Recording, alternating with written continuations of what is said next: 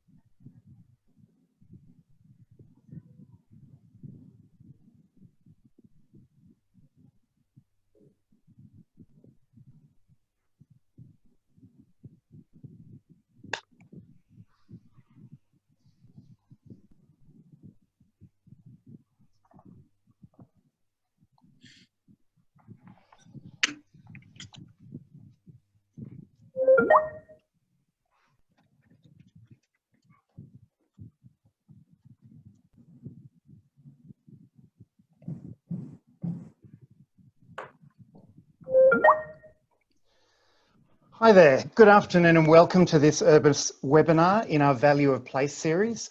My name is Jonathan Bryant and I'm a director in our heritage team, and I'm here with my colleague, Urbis Director of Engagement, Diane Knott. The focus of this event is localisation and authenticity, designing places that reflect the history, stories and values of past, present and future communities. As we begin, I would like to acknowledge the traditional custodians of all the lands upon which we meet today. Diane and I in Sydney acknowledge the Gadigal of the Eora Nation, the traditional custodians of the land upon which we are meeting today. We pay our deep respects to elders past, present and emerging. We also pay our respects to Aboriginal and Torres Strait Islander people who we are very honoured to have with us today.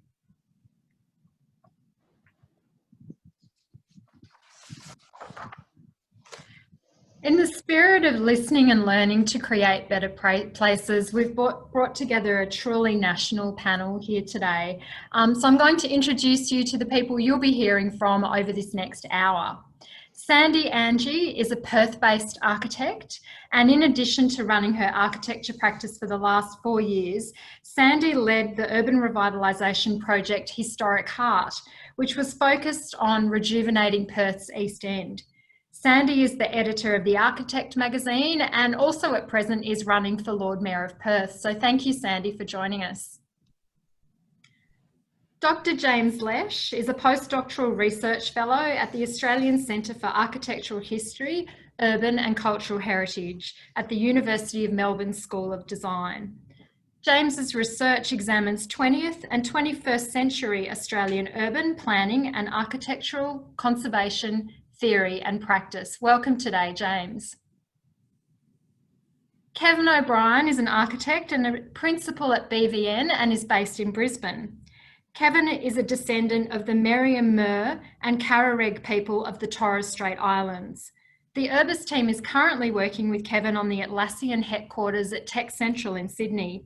And Kevin's contribution to that mega project is ensuring that it is informed by the significant and ongoing Aboriginal history of the site and the surrounding area. Thanks so much for joining us today, Kevin. Our final panellist is Yatu Widders-Hunt. Yatu is a Director of Indigenous Social Change Agency Coccinal Ridgeway. She's an Aboriginal woman, a communications professional, and a founder of the online community Australian Indigenous Fashion. Yatu works across media, the arts, politics and journalism, and she's based in Sydney. Thanks so much, Yatu, for joining us. Jonathan, when we were thinking about our approach to this event, we thought a lot about the concept of designing for authenticity. And we came back to many times this idea of loose and tight, you know, how much we can design in authenticity and how much we just need to let things unfurl and play out. And we also talked a lot about how places can be both deeply personal and include a shared vision, and how places can be both local and global. Absolutely, Di. Look, I think heritage and community engagement are absolutely important in our mission to create cities and communities for a better future. I think they build resilience, pride, a sense of belonging, and being understood. I think heritage can help build authenticity. Um, to me, authenticity is the daily routine of letting go of who we think we're supposed to be and embracing who we are. To me, heritage tells the story of who we are, where we come from. It speaks to our memories, but it also speaks to our dreams. Yeah, and it's also, I think, in light of recent events we've all been living through this year, an appropriate recognition that heritage is about all of us. And it's about recognising not just the dominant culture, but also importantly First Nations people, as well as others in the community who are currently underrepresented, women, people from migrant or refugee backgrounds, LGBTIQ people. And as I said, not just the dominant culture, which, you know, many of our public places and spaces have focused the memorialisation or the celebration of dominant cultures. So today really is about developing ways of listening and understanding what is important to all members of our community so that we can build in authenticity to our places. And on that note, I'd like to throw firstly to Sandy, based in Perth. Sandy, from your perspective as an architect and as someone who's now running for office in Perth to really lead a vision for the city, why is creating places which reflect heritage, history and authentic local stories so important? Yeah, I think that's a really good question. I think authenticity and localhood and heritage is really what makes a great city and a great place. So when you think of the great cities of the world, places that we all want to visit, whether it's London, Paris or New York, there's so much more than just a bunch of amazing points of interest or cultural experiences.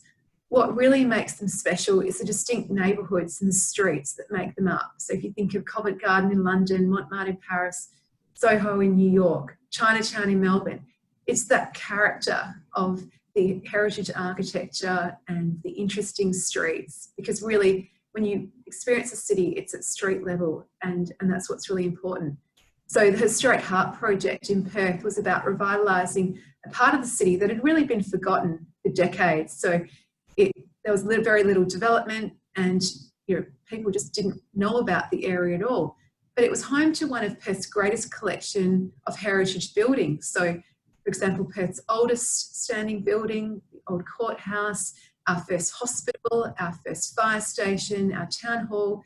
So it's this really important part of our city. So the first step in our Historic Heart project of bringing, I guess, the area back to life and putting it back on the map was cataloguing the great assets that we already had. So it wasn't creating anything new. It was simply people didn't know what was there. So we did things like create an app to catalogue the great architecture, the art in the area, encouraging people to explore.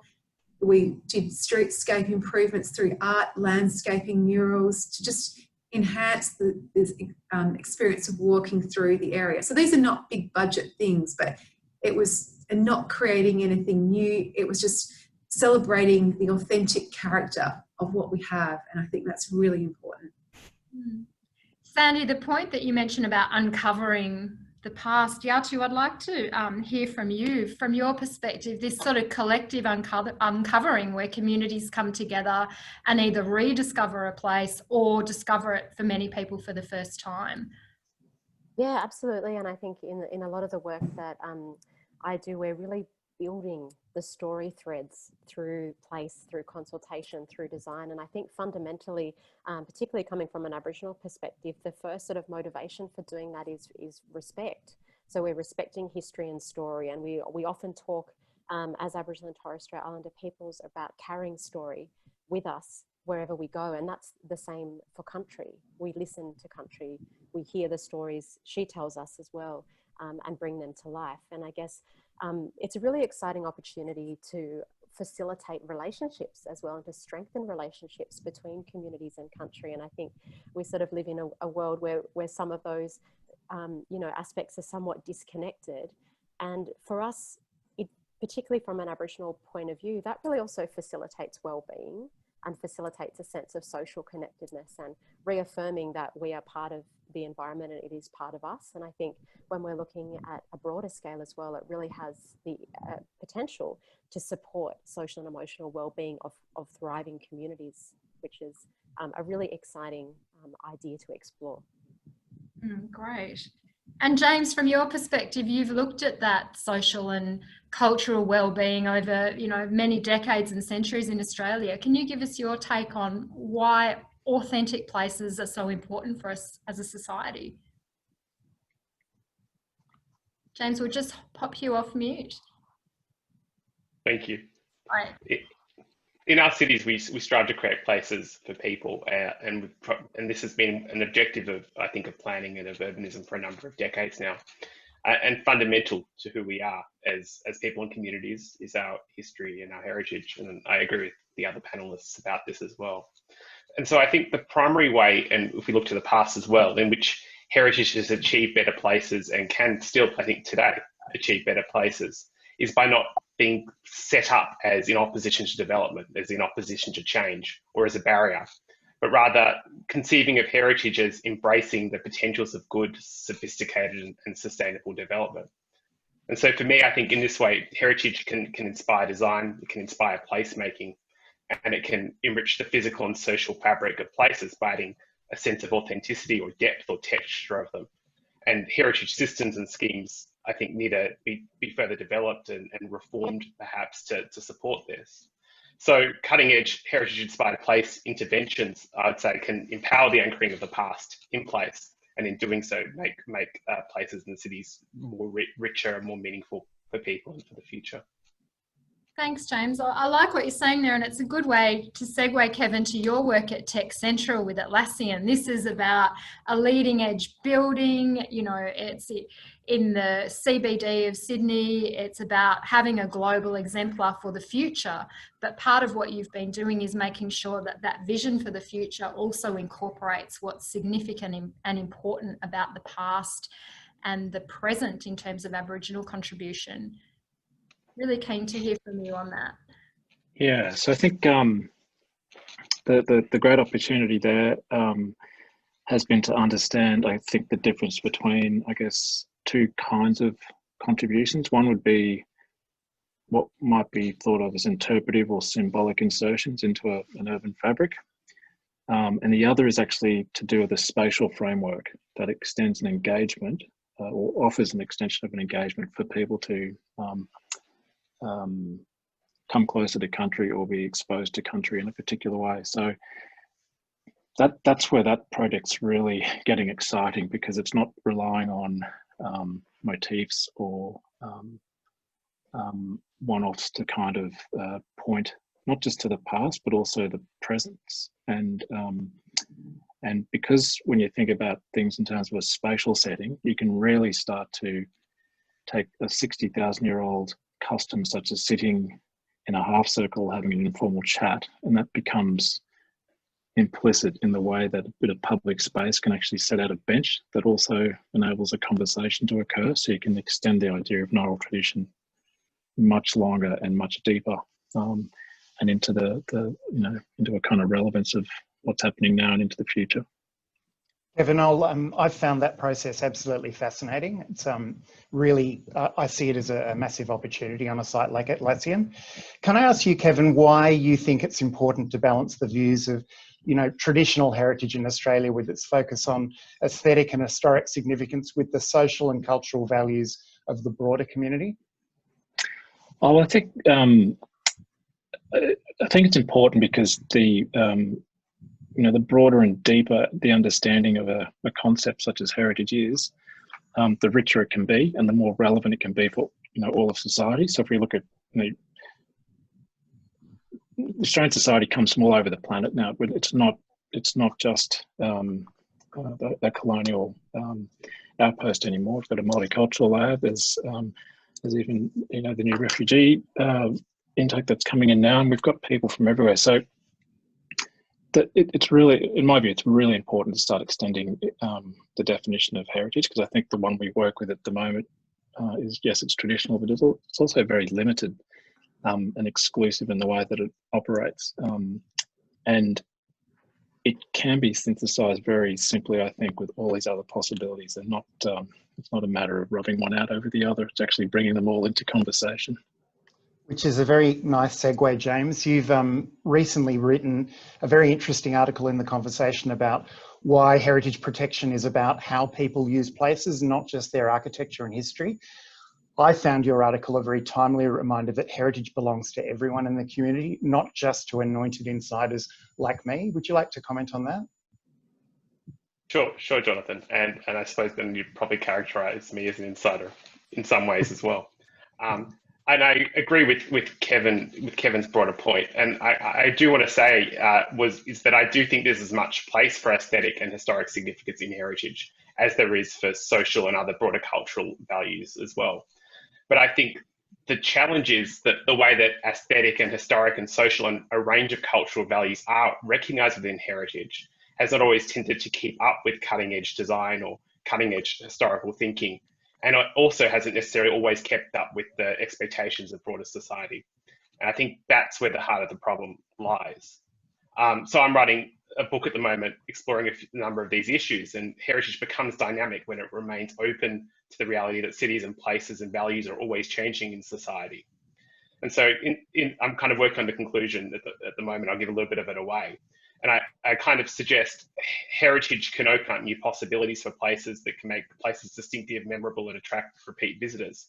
We just need to shift the objectives of heritage towards safeguarding a diversity of values of place. And that means putting at the heart of practice, I think, the number of the things that we're talking about today around design, around placemaking, around engagement, creativity, participation, sustainability. Yeah, it's got to remain universal for everybody, hasn't it? Absolutely. I really want us to get down on the ground now and talk about the kind of places that we've been involved in where we have achieved this. So where we have really balanced the limited and exclusive view of heritage, James, that you talked about with the more grassroots. And Kevin, I really liked your idea of, design can actually allow for experience. So it might be the experience of the sitting circle rather than just having a figurative information board or some sort of information about what happened here. So I'd really like to hear firstly from Yatu some experiences you've had. Yatu, you've worked with many communities in suburban, highly urban and remote and regional parts of the country, involving them in creating place. What are the ones for you that have really stood out where communities have been able to really shape a great authentic place outcome?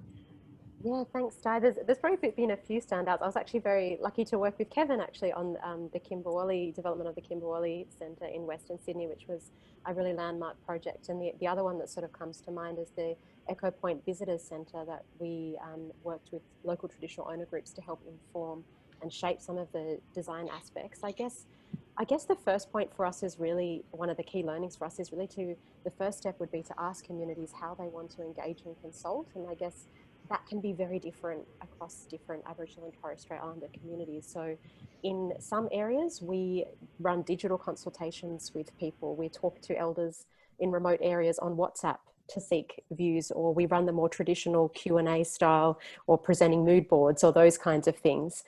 And then in other communities, we look at more creative and different ways to engage with people. So we have also run art sessions. Someone once gave us a poem to describe a sense of place or a sense of that place was special. So being creative and broad-minded around how we receive information, I think, is really critical. One of the projects, I think the Echo Point one comes to mind. There was a very big learning for us in that, which was also to engage with people on how they see that place facilitating relationships to country, but also how they want people to feel. And I remember sitting in a room one day with lots of design mood boards with an architect and talking about colour schemes and shapes, and the community went completely quiet. And I thought, what have we done wrong? Have we picked the wrong palette? Have we put the wrong ideas? But they were actually far more concerned around having a pathway to arrive at the destination, in building in tiered steps. They wanted to give people a sense of occasion, a sense that this place was sacred, They wanted that to change people's behaviour, so they wouldn't litter, they wouldn't hurt country while they were there. So that really challenged our thinking. So I think asking people how they want the place to make people feel, how it can facilitate connections, is critically important. And that sort of picks up on Kevin's point as well around the experience, rather than, I guess, a more obvious build side of things.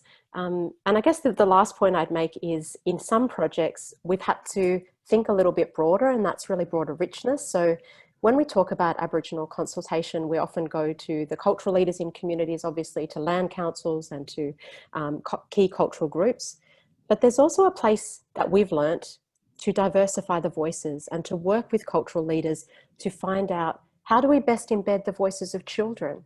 How do we best embed the voices of aspiring cultural tourism entrepreneurs, to really build places and create spaces that match the aspirations of community and represent the diversity of those communities as well? I'd really like to pick up on that point of, finding hidden communities. And Sandy, I wonder, with your work in Perth, in East Perth, whether there were, obvious community leaders that you spoke to early on in that process of rediscovery, but I imagine there were many others who you found, and I'm interested in understanding how you found them. Yeah, so the process of Historic Heart really started with just a lot of conversations. I spoke to hundreds of people that were, I guess, stakeholders of the east end of our city. So that included residents, small and large business owners, property owners. There's a lot of church groups, there's cathedrals in the area.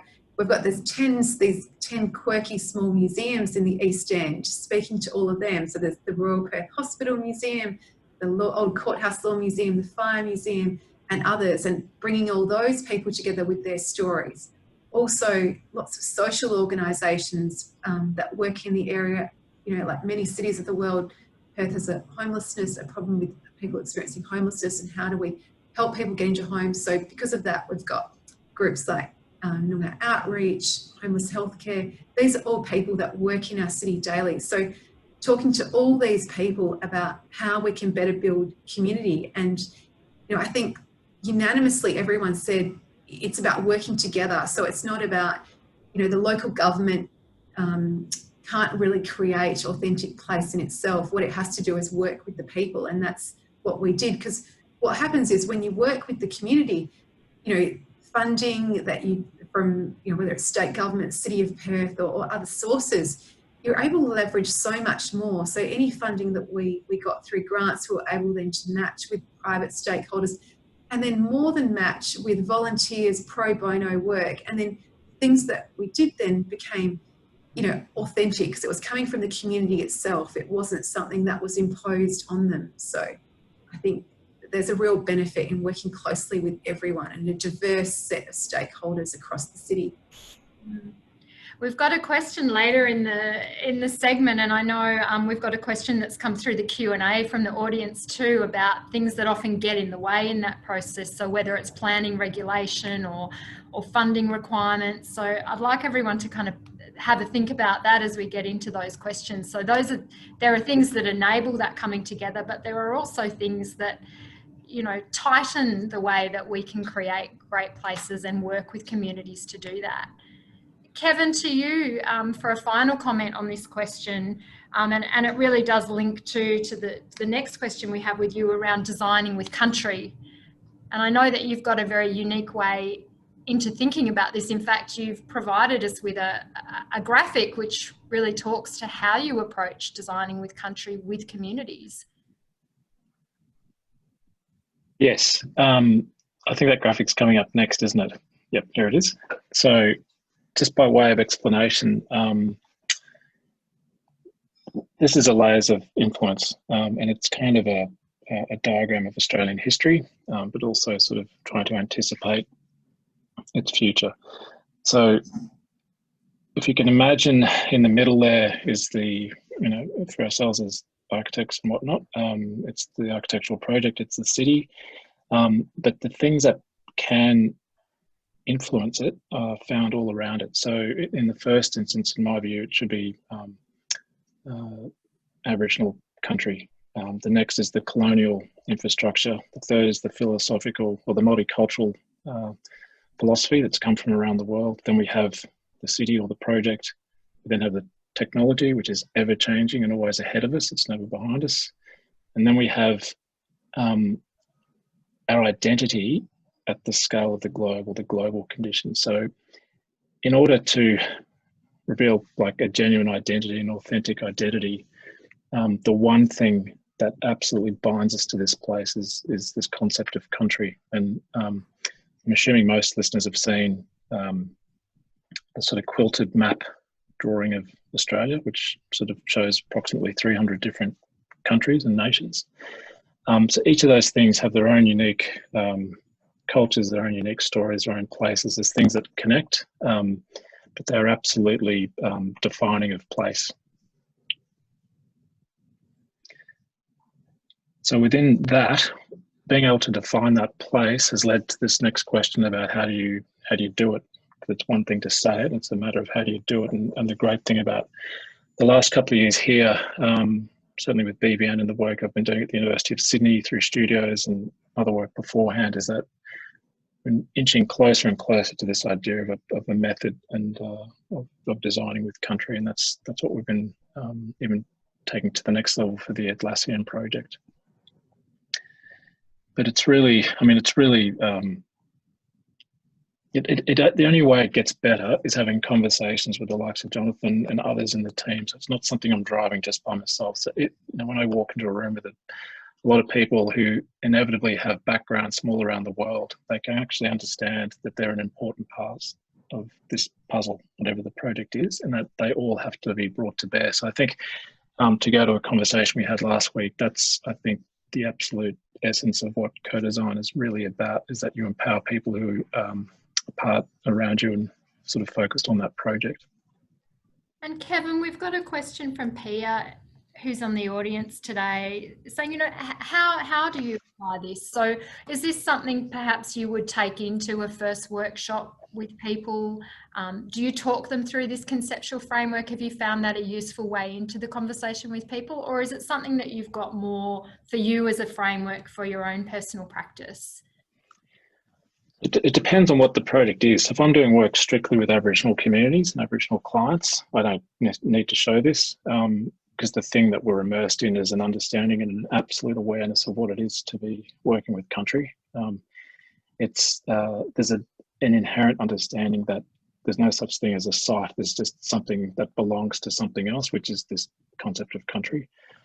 If I'm walking into a project like Atlassian or the Cross River Rail project that we were doing up here in Brisbane a couple of years ago, this is the kind of thing I can put in a room full of all sorts of people, and it absolutely crystallizes how things can come together. So that's its main purpose. Here's the big overarching concept of how it all fits.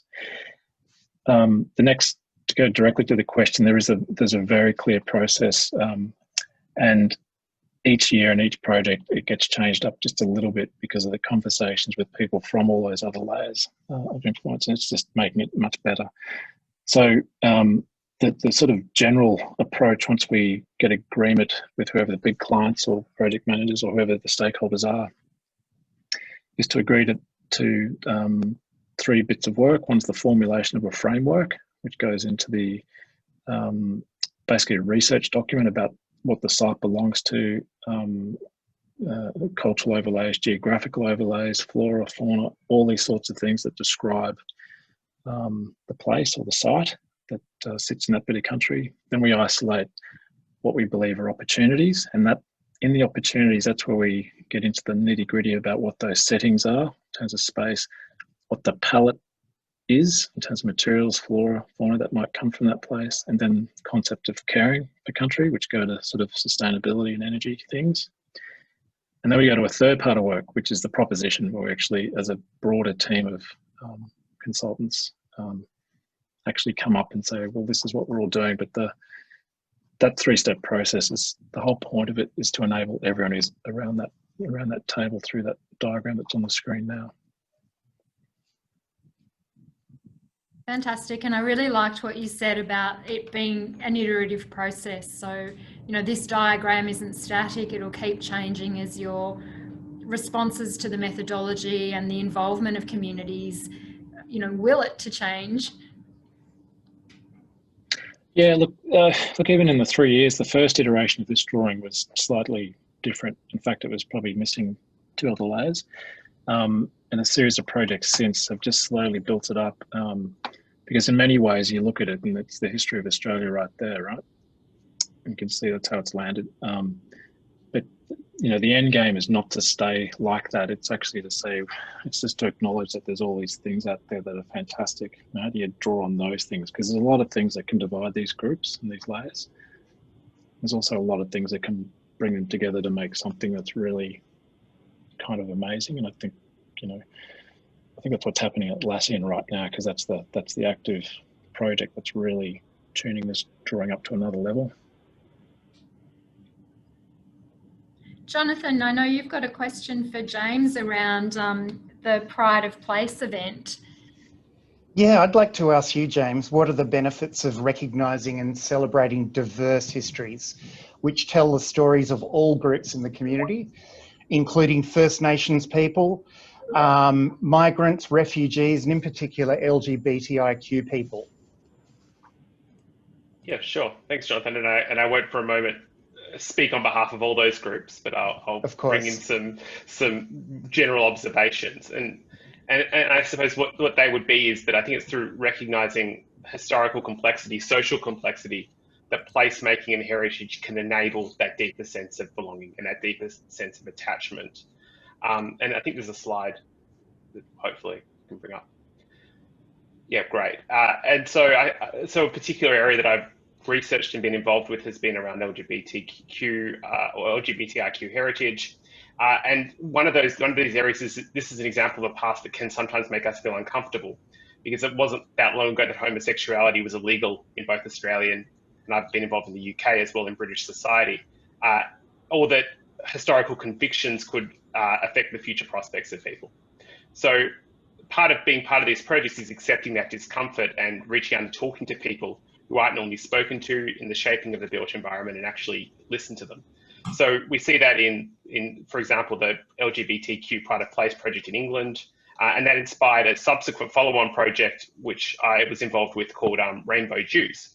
And that explored the relationship and intersections between Jewish and LGBT communities in the UK. And we did oral histories, and then we looked at how we would embed their lived experiences into place. But a recent local project is Heritage Victoria partnering with the Australian Lesbian and Gay Archive to create a history of LGBTIQ Victoria in 100 places and objects. And the report's coming out any time in the next few weeks, I think. And it's about talking to people, getting nominations to the community, crowdsourcing information, and potentially informing heritage listings or alternative forms of heritage recognition. Because there's ways to recognise heritage and be inspired by heritage without listings necessarily. And well, I think go ahead. No, I was just going to say, I think the challenge is on for the rest of Australia to get with the program and start to broaden out what we think is significant and what we protect, which probably links into your other point about the importance of social significance to many of these groups, that it often isn't about monuments or particular buildings. It can be more about place. I think that's right. And I think it's about the everydayness of places as well, not in the kind of monumental sense, but in the kind of ordinary sense too. And it's about, I think, this broader point about recognizing and celebrating diverse communities. We can do that. We can do that through places, and that will be what gives that sense of authenticity, that sense of richness to them as well. I'd really like to pick up on this sense of authenticity. We've got a question from Jorana on the Q&A as well. And Yatu, I'll ask you this one. It's how do we balance what's authentic and special at a personal level or for a particular part of the community with, you know, the broader community, I guess. And we talked about it earlier. It's that personal versus social, it's local and global. How do we get the balance right? And are there projects you've worked on where you really feel that balance has been enabled? Yeah, that's a really interesting point, and I think it's a complex issue for lots of projects. Two things sort of come to mind on that point, and it relates back to the Echo Point Visitor Centre project I worked on. The first point is that.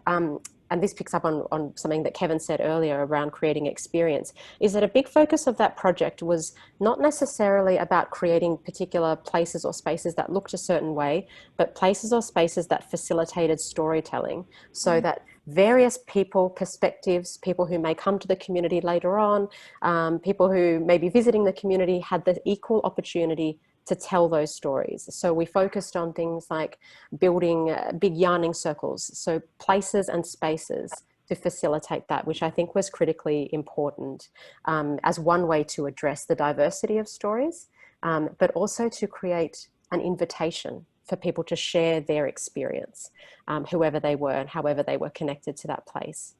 The other thing that we've noticed through a lot of our projects is the appetite and interest in complementary digital tools that actually help to bring the space to life and in some ways to democratize the storytelling process. So that's a place that lots of voices can live on. And you can hear stories from different community members. And this is particularly something that's come up where we're working in places where there may be various traditional owner groups or different Aboriginal communities who may have different experiences or ideas to share. So I think the exploration of digital technology in this space for us is a fairly new one, but a really interesting suggestion that has in fact come from community as a way to broaden the opportunity for all to share the stories and the tapestry of stories, so that they're not in competition with each other, they complement and build that richness together.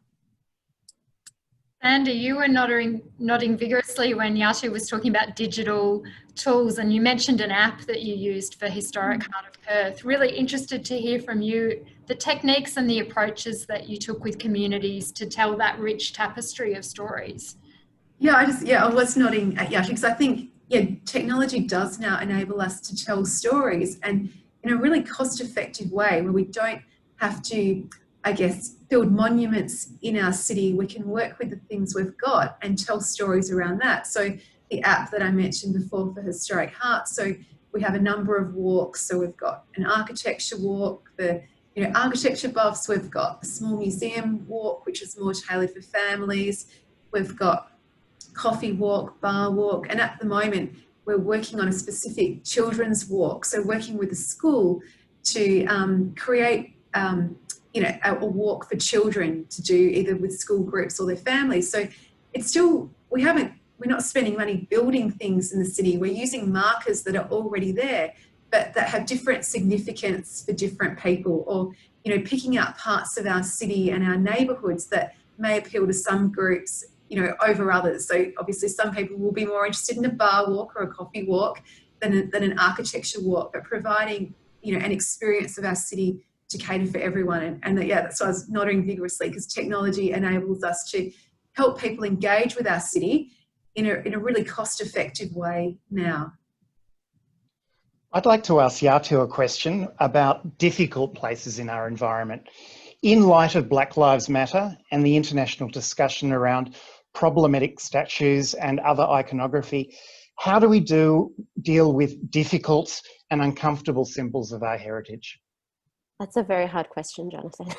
But to be honest, it's probably one that I'm sort of still grappling with myself, because I think when we think of it from a First Nations perspective as well, we have, hundreds of different communities across the country with different experience and ideas around these things. I've read a lot about this issue, and I think there is definitely some value in having these things be conversation starters to really confront collectively some of the dark parts of our history. And there's been a lot of suggestions around, rather than removing symbols that are hurtful or upsetting, actually adding to them to contextualize and provide further information so people actually understand the context in which they were built and why they may be upsetting for some people. And I guess that's probably an opportunity where we can see digital technology or other things brought in to facilitate some of those discussions. But I'm also acutely aware that we sort of obviously all live by the principle of do no harm, that for some Aboriginal communities across the country, these symbols actually profoundly affect people's social and emotional well-being. So in those instances, I would be absolutely guided by the community where it is having a negative impact and disrupting that connection and that cohesion. I can absolutely understand why in some instances removal would happen.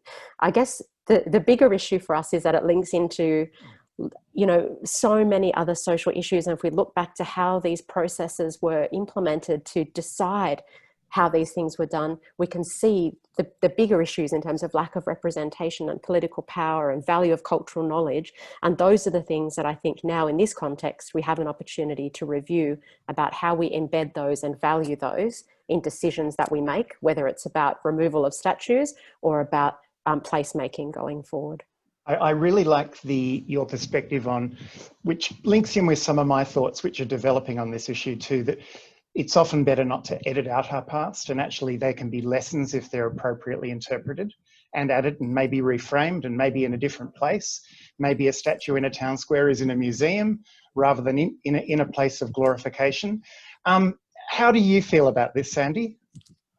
So in Perth, for probably the last couple of decades, we've had an ongoing conversation about a World Indigenous Cultural Centre.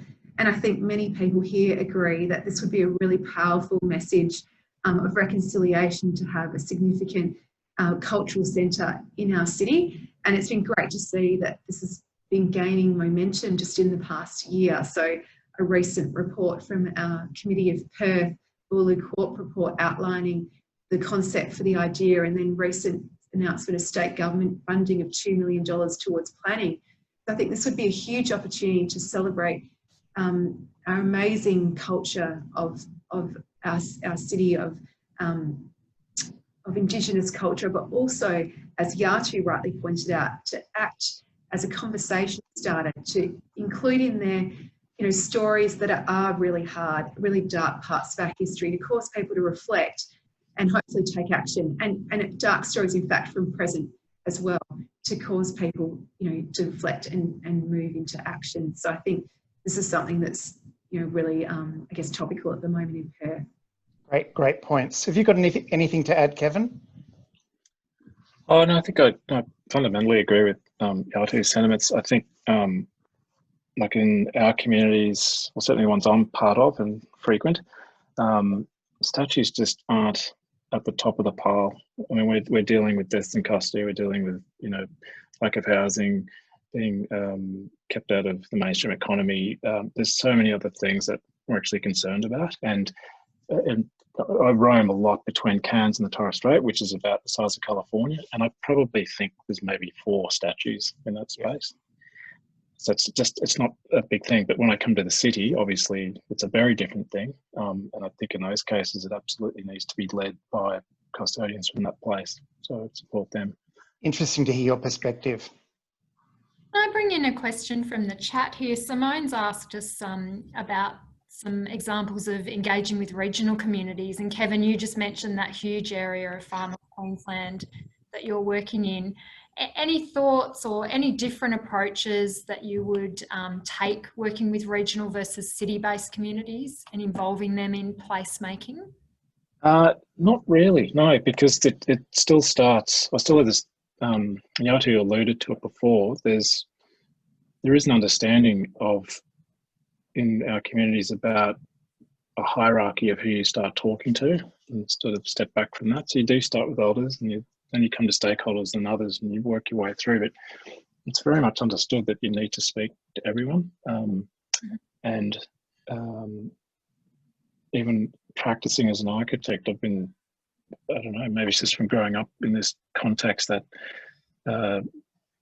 you don't do anything until you've had a conversation with someone. And I think I struggled when I first went to Sydney and work with architects who would turn up to a meeting with all this work prepared, and they were mainstream projects, but I just thought it was really odd that they hadn't spoken to anyone. And I think it's now got this term which is called co-design, which I think you were skilling me up on the other week. And when I read into it, I said, oh, actually that's what I've been doing the whole life. I didn't realise it. So, but it's absolutely important. And a project we're doing up at QUT here with the university is I'm using the same process I have for the last 20 years, 25 years, since we went out to Wilcannia, Lockhart River up in North Queensland, back in Sydney, Kimberley, exactly the same. You start talking with the local community, and because you've got to understand what their ambition is and what it is they're after, what their hopes are, and also whether they even want you there. So. Yeah, that's an interesting point, you know, whether they even want you to. I alluded to earlier this idea of, you know, roadblocks to community engagement or to the public participating in shaping places. And we know that communities themselves can often deliver place outcomes that are quicker, cheaper, and importantly, more resonant and more loved and used over time. So what do we need to do to loosen some of the ways we work or some of the things that stand in the way, like planning regulations, to encourage more tactical urbanism and more publicly led place outcomes? Open to the floor, really keen to know what the handbrakes are on your work and what you'd like to see change. Can I say, I'll tell a short story from Brisbane's perspective. So up until 1988, it was illegal to have sidewalk dining or footpath dining. That's probably very common everywhere else now, but after Expo 88 hit, people started to get on and celebrate the place and celebrate space and the public realm, and it's sort of gone on from there. But the idea of it was that I think ultimately is that in the first instance, urban designers and architects, we have to actually make spaces that allow those things to occur. So if we can't, it's not about necessarily articulating the exact setting, but making space for settings to pop up and do certain things, I think is really kind of fundamental. But also in the case of Brisbane, we had, I mean, basically the police would come and police back in the days then was the Sons of Joe Peterson were quite sort of heavy-handed with these sorts of things. So there wasn't necessarily a planning thing as much as a policing thing. So there's a number of instruments, I guess, to make these things possible. And that goes to a question that Nikki's asked in the chat as well, around how can we make places feel inclusive and safe for everybody? So I'd be really keen to hear some examples from the panel about that issue, whether it's safe, whether it's welcome, whether it's, Yatu, as you were saying, you know, a sense of well-being. Would you like to comment, Sandy? I think, because as I think Jane mentioned at the outset, I'm running for Lord Mayor, so I've had a lot of conversations with all sorts of different people, you know, over past weeks, and I think unanimously, what people are saying is that if a city is safe and interesting for families, then it's safe for everyone, and just getting more into the city through festivals and events and things like that, and celebrating the diversity of cultural experiences and diversity of our communities, so that we involve everyone on a year-long basis and make that a priority. And I think that's what, because in the end, cities are about people. You know, you can have the most beautiful city in the world, and if there's no people, I think we saw during COVID, you know, there's no city really. So it's about the people. I think also How if I does that could address? oh, go. sorry. You go, Yatu. Sorry. Oh, sorry. I was just going to say one of the observations that I have around that is around this concept of facilitating relationships and ongoing dialogue beyond projects, because I think we also consult people at a point in time, or engage with people at a point in time, but actually building strong relationships, particularly between Indigenous communities and other stakeholders, so that there can be constant consultation or constant storytelling or constant dialogue, because things also change, and the way we feel and the way we shape places changes as well. So I think that's something that's really critical, that we're certainly hearing from communities, is that they will also want to feel that there's a safe space to have conversations around these issues with decision makers and governments and designers in an ongoing way, and embedding that voice longer term, I think, is really important to fostering that sense of safety. James? Yes, gotcha. I couldn't agree more with that sentiment. There's a slide there if you want to flip forward to the Federation Square one, where Federation Square, which is now heritage listed after the big kind of Apple controversy, But as part of the design, the heritage process for that site now, embedded within the conservation management plan, is the idea that if there are any major changes to Federation Square in the future, the community will have to be, there'll be a citizen panel that will be formed to discuss those changes. And that's quite revolutionary to incorporate into a conservation management plan, because it's suggesting an ongoing role for the community through a heritage framework. And I think it was just a week or two ago, at Federation Square, the site was taken into the creative industries portfolio. So alongside a National Gallery, alongside the State Library and so forth. And so because of all the advocacy around it and the campaign and the protests and everything else, they're talking about the idea that there might be continued role for the community. They've endorsed the idea of a continued role for the community in the governance of the site as well. And so this has all come about because of course, a proposal that had no community involvement, and now we're seeing the pendulum's looks like it's really shifting in the other way and embedding community throughout the entire process. And I think one of the biggest highlights for me was the promise of a huge investment in the Career Heritage Trust as part of the stimulus that was announced for Fed Square. So it just shows the potential of achieving the objectives, I think, that Yatu said. James and Yatu, I really like what you've both said about those sort of exemplary approaches. Kathy's asked us a question: are there any resources available for developing a framework or strategy for incorporating Indigenous cultural elements and other cultural elements together in, so look, Kathy's saying, look, there's lots of engagement that's required, but what's a go-to to help her really work her way through those requirements and engage in a really inclusive way? Any tips or tricks for Kathy? I can give her my business card. Yeah, I was just about to say, ask you, Kevin. A group of excellent consultants. At the moment, I'm working with Yatu and Kevin, and it's been, not only has it been a requirement, it's been an absolute joy and a privilege. Yeah. It's added so much richness.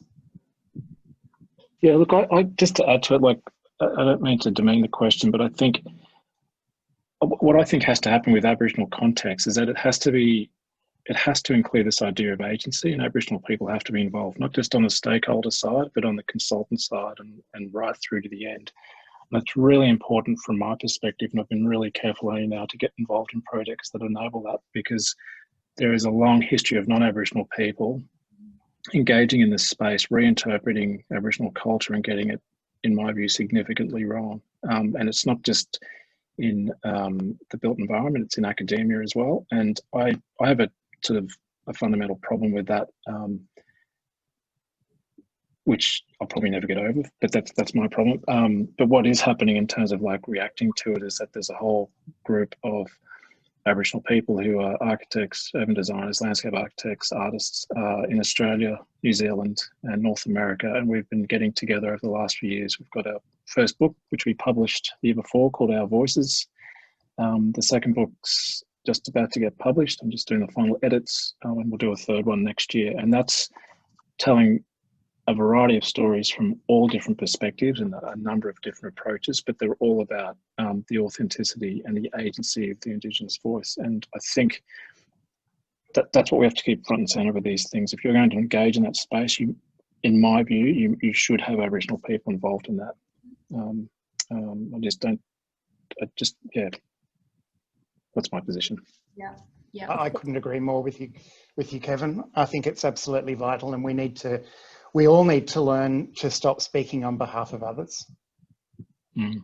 I think also, just to Kevin's point, I think there's a lot of documents out there around principles of engagement, but we often take the position when we're getting down to like thinking about the frameworks or the specific approaches. Those are the kinds of conversations we're having with communities directly, and we actually develop them together. Because I think even as Aboriginal people, every time we leave our communities, we're going to a new country. We understanding different protocols, different process. So I think building, as Kevin said, those voices in from the very outset and actually designing what those frameworks and protocols might look like together is also really critical. That process of co-design that everyone's talked to on the panel today, I'd be interested, we've got a question from Catherine as to whether, following Sandy's comments on, the COVID challenge, do you feel that the design of place or the co-design of place has or will necessarily change in the environment we now find ourselves in? Yes, I think cities, in a way, we have to rethink what the city is. So it's a massive redesign, I think, as the next year and year or two unfolds. And, you know, it's an increasing amount of people working from home. You know, I know there's major corporates in Perth who only have 30% of their workforce back in the city, and that's having a huge impact on the street life. You know, I know there's a lot of restaurants in the city that are now shut except for on Fridays. And, you know, so what is the city going to be in the future? Is it going to be more residential as people are working more from home? So I think there's just so many questions that we'll just, you know, that we'll have to answer in the next few years as we see how this all plays out.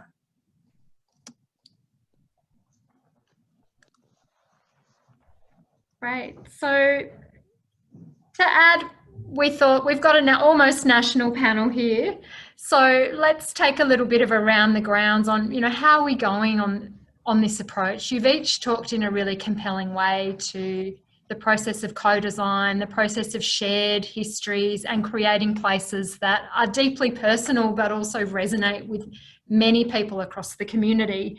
You know, if one were we're not doing particularly well and five were we're doing exceptionally, how do you feel we're doing from your own perspectives in the your own place that you sit in today?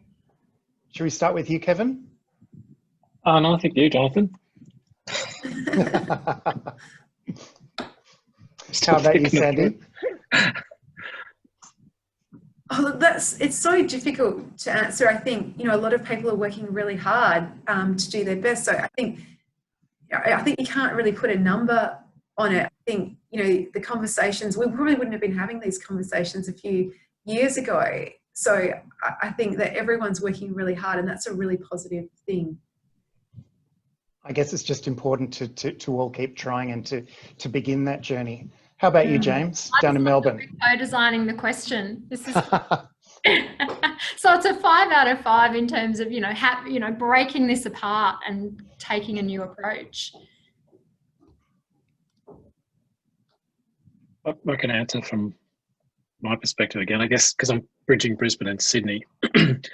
In Sydney, I think 5 is the highest, right?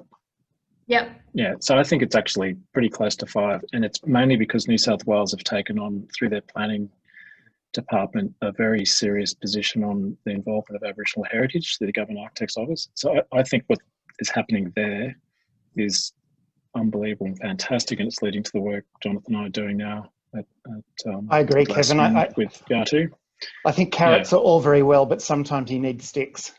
Yeah, and then up here in Queensland, moving. Yeah, up here in Queensland, it's probably a 2. I've got a university is really into it, but the rest of the state talks about it, but it's not in any way, it's a nice to have, but procurement sort of tends to have a way of sorting that out. Gotcha. James, from your perspective. So I spent last year in Sydney, and I've returned back to Melbourne this year. And I think there are similar conversations happening in heritage in both cities where I've been, which is trying to shift this paradigm around heritage, to start thinking of it in a more dynamic way, to try and move towards ways of encouraging facilitation. Co-design is kind of the core to the heritage area. I don't think we're quite there yet, but I feel like we're on our way. So somewhere towards a 5, let's say. That's the direction I hope we're going. And Yatu, finally to you.